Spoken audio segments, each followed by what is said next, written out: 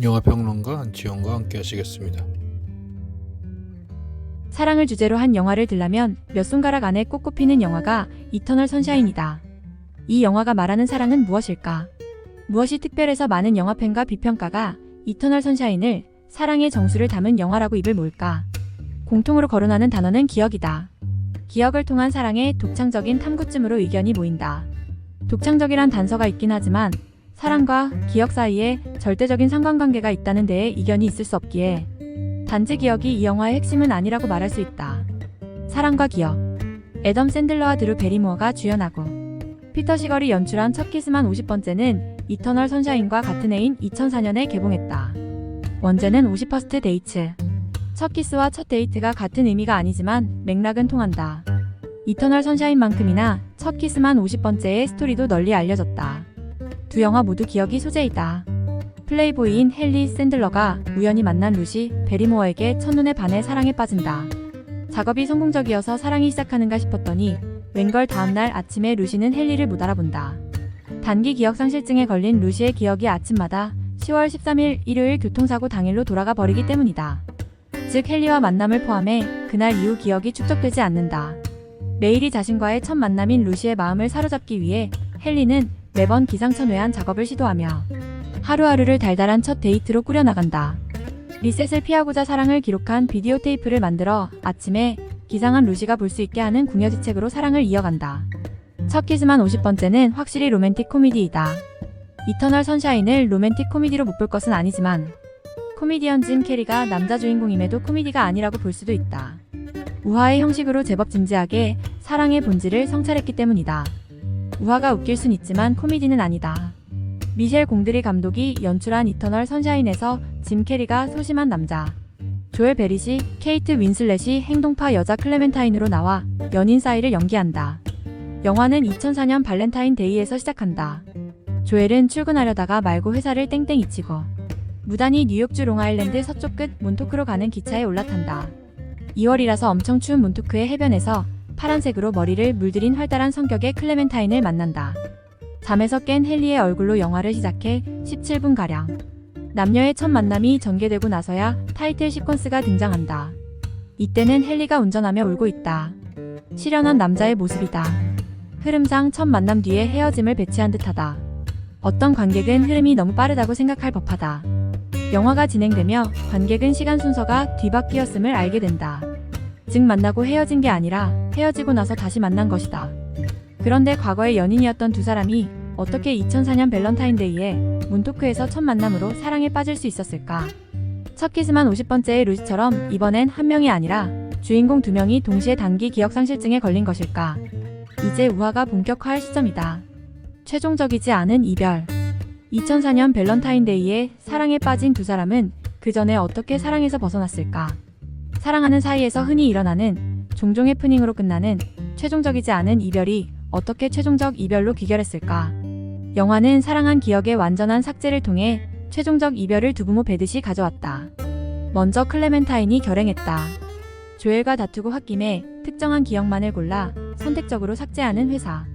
즉 라쿠나에서 조엘에 관한 기억을 지운다. 조엘도 실연의 상처를 감당할 수 없어 같은 회사에서 밸런타인데이 전날 클레멘타인에 관한 기억을 지운다. 영화는 두 개의 스토리를 나란히 흐르게 하다가 마지막에 하나로 합친다.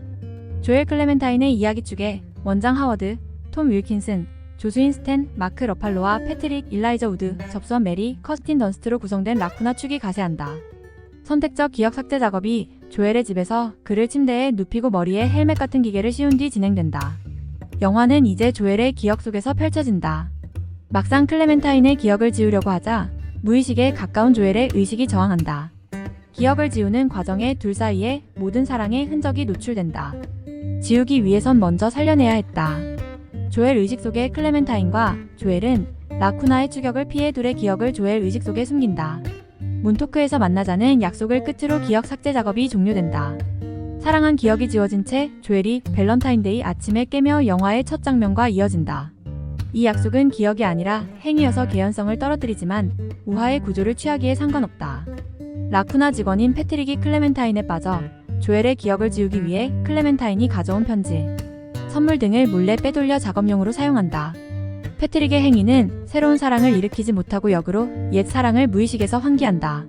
마지막 퍼즐은 메리다. 메리 또한 클레멘타인과 조엘처럼 사랑의 기억을 선택적으로 삭제한 상황임이 영화 후반부에 드러난다. 기억을 지우기 전에 메리는 하워드와 사랑하는 사이였다. 하워드와 단둘이 있는 순간을 이용해 메리가 사랑을 고백하고 두 사람은 키스를 나눈다. 영화 도입부의 몬토크 장면과 겹쳐진다. 몬토크에선 두 사람이 모두 기억이 잊힌 채였지만 여기선 메리만 과거가 잊힌 상태였다는 게 차이다. 보기보다 큰 차이다. 메리가 하워드를 유혹하며 알렉산더 포프의 시를 읊조리는데 이 인용문에서 영화의 제목이 나왔다. 한국어 제목은 뒤를 잘라먹은 것으로 원제는 무구한 마음의 영원한 햇빛이다. 조엘 집에서 일어난 사건은 메리가 하워드를 사랑하며 쌓은 기억을 지웠지만 그를 향한 메리의 사랑 자체는 지우지 못했음을 의미한다. 메리는 기억 제거 시술을 받은 사람들이 사전에 녹음한 카세트 테이프와 진단서 등을 클레멘타인과 조엘을 포함하여 모든 시술 이용자에게 보낸다. 우화적인 전개를 통해 마침내 영화가 하려는 이야기가 나온다. 테이프에는 클레멘타인과 조엘이 각각 서로에 대해 불만을 토로한 내용이 담겼다. 사실상 험담과 비난에 가까운 상대의 고백을 통해 기이한 방식으로 두 사람은 사랑한 기억을 복원한다. 좋아한 감정의 흔적만으로 기억의 백지 상태에서 다시 사랑에 빠졌지만 복원한 과거를 알게 되며 두 사람은 새로 시작한 사랑을 계속해야 할지 망설이게 된다. 새로 시작하면 안 될 이유를 많이 늘어놓긴 하지만 두 사람은 새로 시작하기로 한다. 새로 시작하는 데엔 조엘의 오케이와 이어진 클레멘타인의 오케이가 다였다.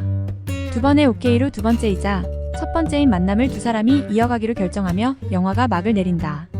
기억은 양날의 칼이다. 영화에서 보여주듯 기억은 두 사람의 사랑에 구심력과 원심력으로 동시에 작용한다. 기억은 사건이 아니다. 동시에 사건일 수도 있다. 기억의 기억은 논란의 소지가 없지 않지만 기억의 범주에 속한다고 해야 할 것 같다. 기억을 함께 기억하는 것은 사건으로 넘어간다. 기억이란 것 자체가 언제나 현재의 행위이며 실존적으로 사건은 자아 밖으로 손을 내밀어 누군가의 손과 마주치는 것이기 때문이다. 마주치는 손 중에서 어느 손을 꽉 잡으면 사건 중에서 사랑이 된다. 혼자 하는 기억 또한 원론상 현재 시제라고 해야 하겠으나 자아 밖으로 나가지 않은 현재는 시제가 되지 못한다는 게 문제다. 시제는 언제나 공동의 감각이어야 하기 때문이다. 많은 사랑 영화가 로맨스의 시작, 성장, 갈등을 다루는 데 비해 이 영화는 기억의 선별적 삭제라는 상상을 통해 사랑의 끝과 회복의 모습을 묘사한다. SF로 보는 시각이 있지만 조잡한 헬멧으로 구현한 SF 유사품이 우화를 지향한다고 보는 게 무난하다. 이터널 선샤인의 기억 제거보다 첫 키스만 50번째의 기억상실증이 더 비현실적이다. 비유로서 표현됐지만 사랑하며 이별하든 안 하든 때로 잊어버리려고 노력하는 모습을 흔히 보기 때문이다. 주인공 조엘과 클레멘타인은 헤어진 후 실연의 고통을 회피하려고 혹은 재회를 방지하려고 서로에 대한 기억을 지우지만 영화는 이들이 기억 너머에서 사랑을 다시 발견하는 과정을 그렸다. 사랑이란 감정이 기억과 얼마나 밀접하게 연결됐는지를 보여주면서 더불어 사랑의 본질은 사랑한 기억의 진공 속에서도 감정이 살아남는 데에 있다고 주장한다. 감정이 관계를 만들고 관계의 지속이 기억을 축적한다. 축적된 기억은 또 다른 감정을 산출한다. 처음의 감정과 기억이 추가로 산출하는 감정이 아마 다른 모양일 테지만 두 감정이 모두 사랑의 범주에 묶일 수 있지 싶다. 비유적으로 사랑의 기억이 우주의 물질계라면 사랑의 감정은 암흑물질이라고 말할 수 있다. 중요하지 않지만 그렇다면 암흑에너지는 무엇에 비유되어야 할까? 이터널 선샤인이 로맨스 영화의 수작으로 꼽히는 이유 중에는 영화 속의 사랑을 현실의 사랑 그대로 불완전한 모습으로 제시했기 때문일 것이다. 이 영화가 동화가 아니라 우화인 이유다. 주인공들의 사랑이 아름답지 않은 건 아니지만 동시에 각자의 결함과 상호 오해로 가득하다. 서로의 기억을 지우고 싶을 정도로 상처를 주고받는 과정이 사랑임을 보여준다. 사랑은 완전한 이념이지만 사랑의 감정은 완벽하지 않다. 완벽하지 않은 사랑은 없다. 사랑은 무구하다. 종교적인 명분을 내걸지 않아도 사랑은 언제나 완벽하다. 그러나 사랑하는 사람은 언제나 흠결투성이어서 완벽한 사랑을 좌축해 한다. 사랑의 조건. 이터널 선샤인은 타이틀 시퀀스가 늦게 등장한 것에서도 드러나듯 비선형적으로 이야기를 풀어간다. 기억과 상상 속에서 전개되기에 선형적 시간이 크게 의미가 없다. 복합적이고 순환적인 서사로 전하는 메시지는 모순적이다. 즉 사랑 대부분이 흔히 운명이라고 부르는 회피 불가능성에 얽매여 있는 게 사실이지만 실질적으로는 사랑하려는 개인의 선택에 좌우된다는 메시지다. 기억을 지운 후에도 주인공들이 다시 사랑에 빠지는 모습에서 사랑을 운명론으로 표현했다고 해석할 수도 있다.